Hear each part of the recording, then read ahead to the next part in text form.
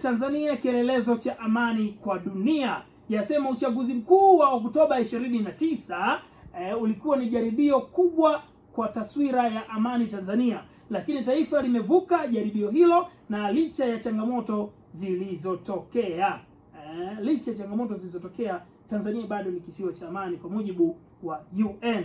Habari hiyo pia unaipata kwenye gazeti jingine hapa ambalo ni gazeti la Dira. Wameandika pia habari hiyo, ambapo kwa Dira wao wameandika kwa sura nyingine kidogo tofauti na walivyoandika Majira.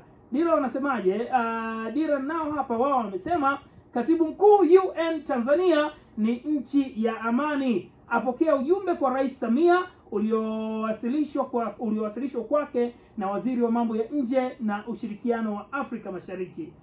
Kwa hiyo Tanzania bado still ni kisiwa cha amani. Gazeti la Wamachinga pia wanao habari hii, pia wao wameandika UN yahitaji Tanzania kielelezo cha amani duniani. Guterres yasema anaitazama kama taifa la kuigwa, ahidi msaada baada ya tume ya Jaji Chande kukamilisha kazi yake ya uchunguzi, asisitiza yaliyotokea Oktoba 29 yazuiwe yasijirudie. Ukurasa wa 3 kuna undani wa taarifa hiyo. Habari Leo pia wamepata wasaa kuandika habari hii, ambapo gazeti la Habari Leo wameandika UN yasifu Tanzania kuwa mfano wa amani. Ukurasa wa 7 kuna undani wa taarifa hiyo. Sifa hizi zilitolewa lini na kwa nini? Ipo hivi: Katibu Mkuu wa Umoja wa Mataifa namzungumzia Antonio Guterres amesema Tanzania imekuwa mfano muhimu ya amani na mshikamano wa kijamii barani Afrika na duniani kote, licha ya changamoto zilizotokea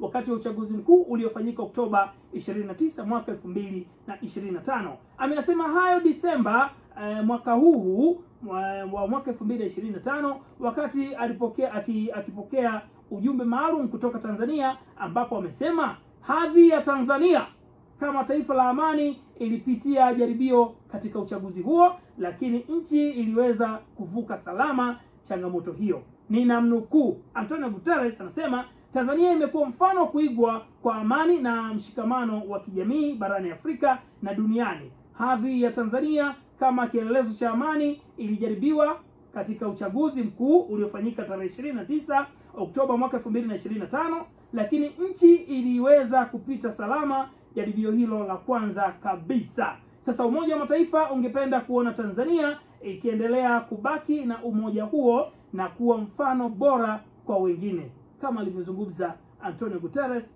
Mwisho wa kunukuu. Tayari ni saa 1:15 Tanzania. Nikirejea hapa endelea kujuza katika habari nyingine. Usiondoke. Nini ujumbe wako? Nini maoni yako? Weka hapo kwenye comments. Na wao ambao wanatupata live kupitia radio station, fanya kutuma ujumbe wako kupitia 0779 72 95 93.